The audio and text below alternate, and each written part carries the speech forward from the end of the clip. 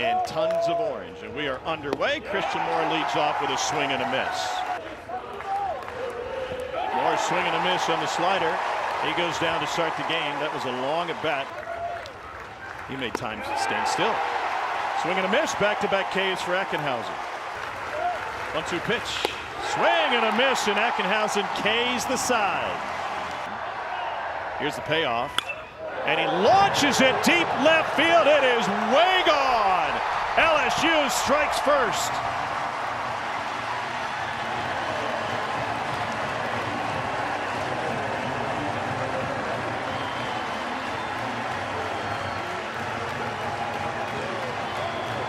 Mike, thank you. Welcome to Hoover, Alabama, where Jared Jones has just put LSU in front with a 471-foot solo home run on a 3-2 pitch. Hold on. Wait, what? Hold on. Say that again. 471 feet. There is a jet stream, and that is also one large, strong human. Hey, hang 'em and bang 'em. A breaking ball just being begged to be launched. And you can slow stroll that one, my man. A no-doubter. Duke hangs 16 on Florida State in Charlotte, and 16 maybe the winning number here. Popped up to the left side, and that will retire Pearson. Relief against South Carolina Thursday through 35 pitches, and a throw down to first by Milazzo to finish the strikeout. And he lines it to center field. Whoa! Misplayed by Jake Brown. Freshman will have to pick it up off the track, and Hunter Ensley with a screaming line drive that Brown just couldn't locate. 6.5. 5 strikeouts for Ackenhausen. Northview High School. Popped up, shallow center. Stephen Milam back. Look out. Around coming on, and what a catch by Monster Milam. Yesterday with the bat, today with the glove. Outings. Hey, Travinci sends a line drive to left, sinking and caught, and then squirted out of the glove. Travinci with a sinking line drive reaches to start the second. This Outfield position. Yeah, this is what we're talking about. Like, I don't really understand with the wind blowing out so much. I mean, he's 10 feet from the track. Homered last night, also homered against Georgia Wednesday. A check swing, and they say he went. Illinois with the strikeout. Freshman from Sulphur, Louisiana. And a swing and a miss on the breaking ball. Back-to-back Ks for Dylan Lloyd. That one looks pretty good. Line drive right at Christian Moore. The Tennessee staff will not miss seeing. Swing and a miss. Strikeout number 6. New dude. Dribbler back to Ackenhausen. And he's making it look easy. Great vibes, doesn't he? A lot of energy, and he smokes one to right field. 2-out single for Christian Moore after it was smothered by Ashton Larson. Moore on the move, and there's ball 4. This with 96. I see trying to sniff a 2-out rally with 2 aboard here. And at some point, Billy Amick's going to get going. And he launches it deep left field. It is in the jet stream. It is in the parking lot. 3-run home run. Billy Amick, his first hit of the week, ends an 0 for 17 skid.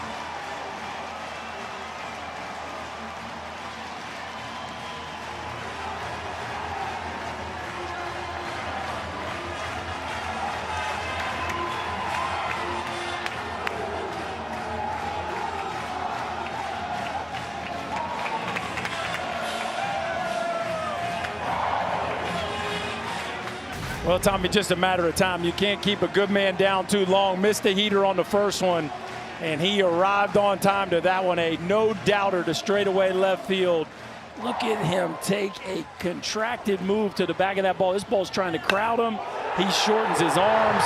The barrel arrives on time and accurately, and a no-doubter. But he likes music. Wonder how he feels about Biggie. Little takes it and just takes it himself. Why not? Final out of the inning. Tommy White at the plate. And Tommy White sends a line drive to left field. Dreiling can't reach it. It hops against the top of the fence. And Tommy White will stroll into second with a 2-out double. So that ball was 101, which tells me he did not hit it on the sweet spot. And they will intentionally walk it. Big strikeout for Loy. His first time up, one of 3 Tennessee hits, and he sends a line drive to the right side. Larson will get there, gets it off one hop. For a while when he gets into Pro Bowl. Swing and a miss. The grip from the slider to the cutter or fastball to the cutter? 2-2 to Curley. Blocked by Milazzo, but still Ensley able to scamper down. Got him in the shoulder. That did not feel good. Swing and a miss. Back-to-back Ks. Who is this, Parkinson? 12-4, and Cannon Peebles reaches. Wow. And they're loaded. Popped it up. Ensley coming on and makes a catch running back to left field. Let's take a look at the tickets punched. Gauchos of UC Santa Barbara are in. Do you think UCSB will host? I do. Don't look at your Google machine either. Somebody text me. Curley, long run, and he puts it away. Fans from LSU and Tennessee here today just enjoy great college baseball along with the teams competing at the highest level. Just a lot of fun. I think, I don't know if there is a seal. Well, you have to have a lawsuit filed, obviously. So that happened. In fact, there are several. Wow, violent. And Amick reaches. Our high-quality baseball teams, and that will happen with Oklahoma and Texas across the board. Dreiling lifts this one, sends it deep to right center field. It is caught at the fence for out number 2. And Dreiling. We magnify the level of competition yet again. That about me a lot since that time. Ensley lines one to right center field. That's going to send Amick to third. And Tennessee's got something cooking here. Going back to the House case. Yeah.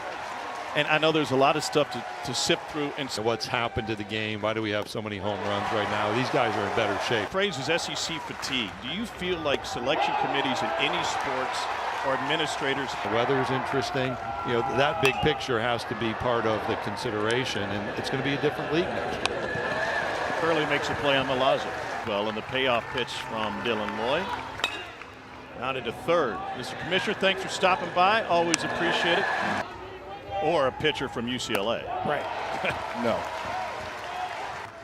Kind of depends on those first 2 games. That's a good one there. He's got that one. Pitching staff all of a sudden looks very interesting.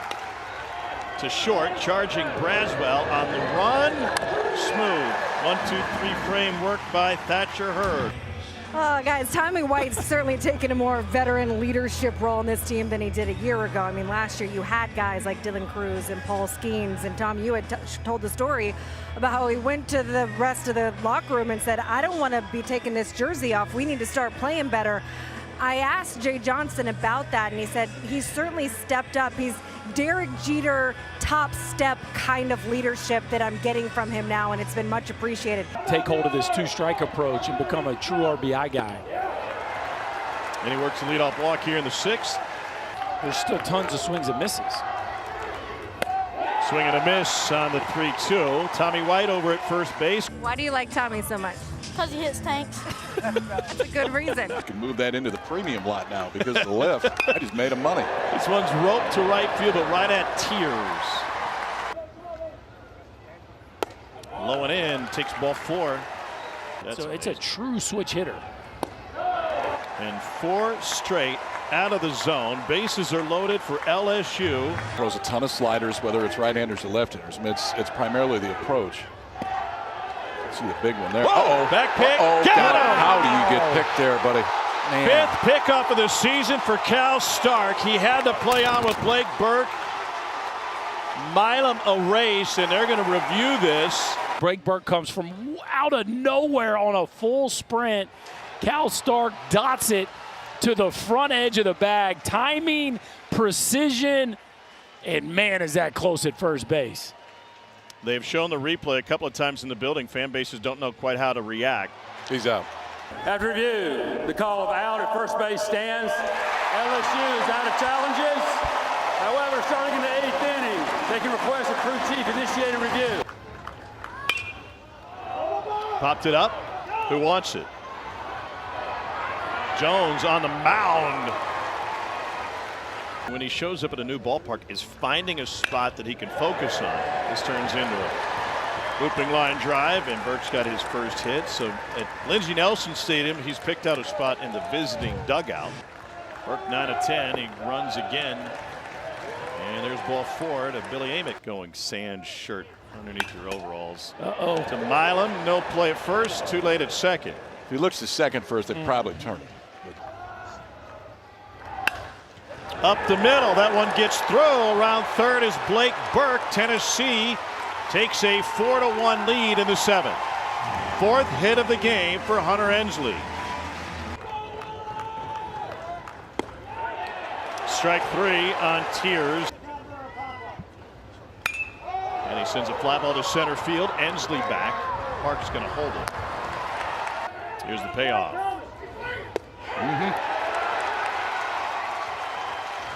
I think it's a foot and a half. Look out. Moore from behind the bag. Sidearm. Burke got it on the short hop. And how about this crowd? It is a tournament record for the week. Over 180,000 was yesterday against South Carolina. And this ball's rocketed the other way, and this will end up foul. I think the lowest one ever is 13, but I wasn't there for it. Stanton. Yes. Tommy White. Sweating it out. Come tomorrow. Well, here's where it looked, or what it looked like coming in. Those teams who were all tied at 13 and 17, and this was their RPI ranking coming into the tournament. Since then, boy, there's been a big change in Florida. Pop up to the right side. Jones in shallow right. He really knows how to pitch, and he locates great. Picked up by Christian Moore. 1 down. There we go, Tiny Tanks. We could have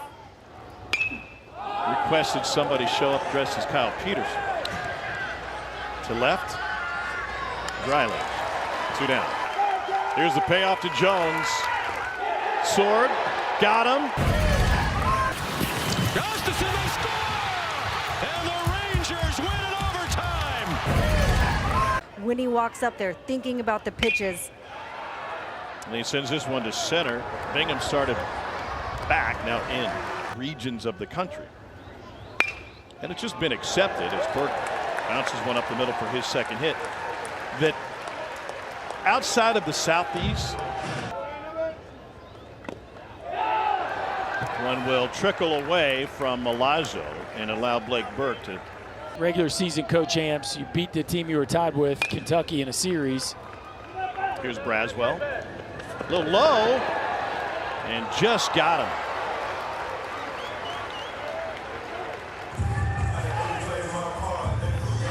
So the folks at D1 Baseball have projected the top 8 national seeds. We'll know the host sites tonight, right? Yeah.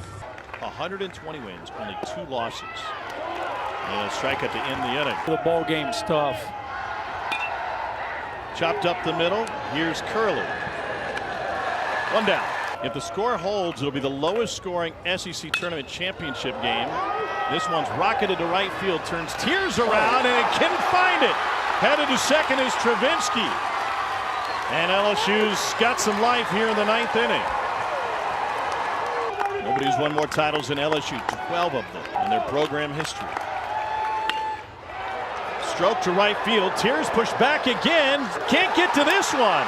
It's an automatic double that bounces over the wall. That'll cost LSU maybe an extra base from Milam, but it scores a run.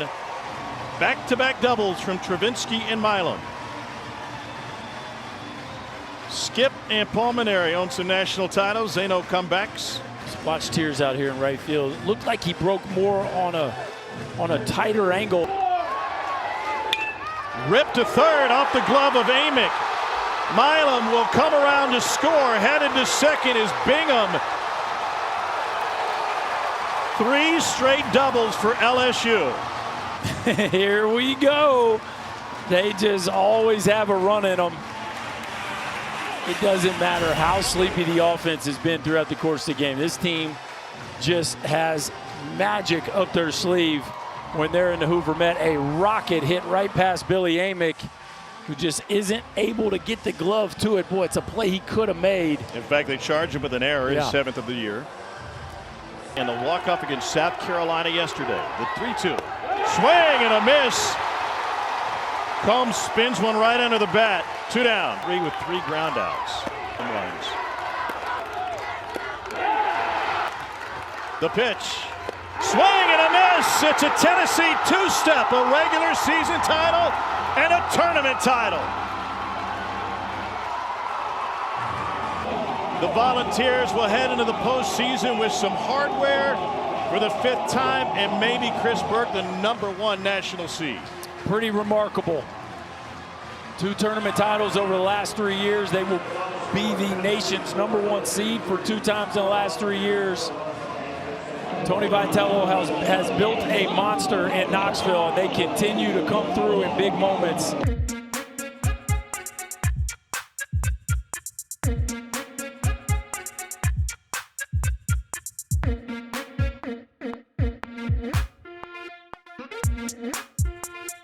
Mm-hmm.